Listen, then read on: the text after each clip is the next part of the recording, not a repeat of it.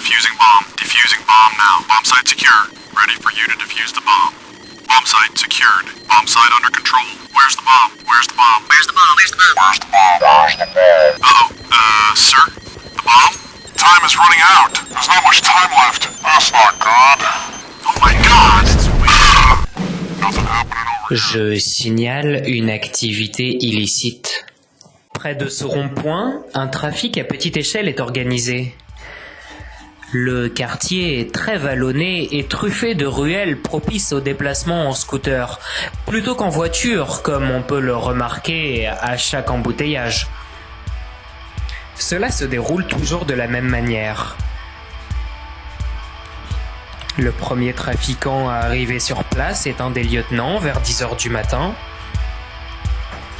Il traverse la rue 1 dans une Toyota Yaris, contourne le rond-point sur la gauche jusqu'au bar PMU. Arrivé là, il gare la voiture, le plus souvent sur une place non autorisée, car il sait d'expérience que les agents de stationnement ne pénètrent pas dans le quartier.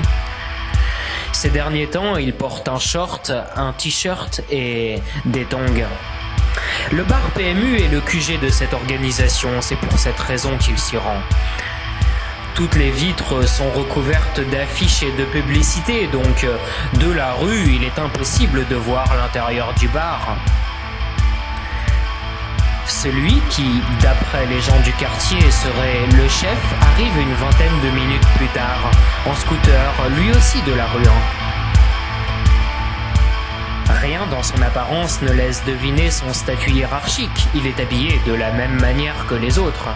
Jogging, basket, t-shirt. Tous deux ont le crâne rasé. Ils se retrouvent sur la terrasse du bar, boivent des cafés expresso et une longue discussion commence. Le chef a souvent le regard tourné vers son téléphone portable. Deux gros sacs de sport à la main, un troisième homme arrive de la rue 1 à pied. Il ne va pas voir le chef et le lieutenant car il dépose directement les sacs dans le bar. Les deux autres quittent la terrasse pour entrer à leur tour. Dans les heures qui vont suivre, on voit régulièrement passer des adolescents en scooter. Venus des rues 1 et 2, ils s'arrêtent au bar, laissent le scooter en stationnement et entrent, puis ressortent avec des paquets aux dimensions diverses recouverts de scotch noir qu'ils dissimulent aussitôt dans le coffre de leur scooter. Ensuite, ils vont repartir par la rue 4 grâce à laquelle ils accèdent à la cité. C'est le seul chemin pour y parvenir de manière motorisée et comme la rue 4 est à sens unique, n'importe quel intrus qui voudrait les intercepter doit nécessairement passer par le rond-point. C'est à cela que sert l'épicier, garder un œil sur la rue 4 et le chef passe souvent le voir pour être informé des éventuels problèmes rencontrés.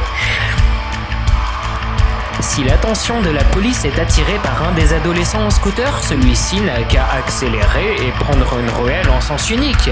Il devient impossible pour eux de le suivre. Quand les scooters ont livré leur cargaison, certains reviennent au bar par la rue 2 pour en chercher une suivante. Le chef et le lieutenant donnent l'impression de connaître tous les habitants de ce quartier. Ils passent leur temps à bavarder avec un tel ou un autre, quel que soit l'âge et l'apparence de cette personne. Ils parlent autant avec les enfants qu'avec les lycéens ou les personnes âgées et tout le monde semble les apprécier.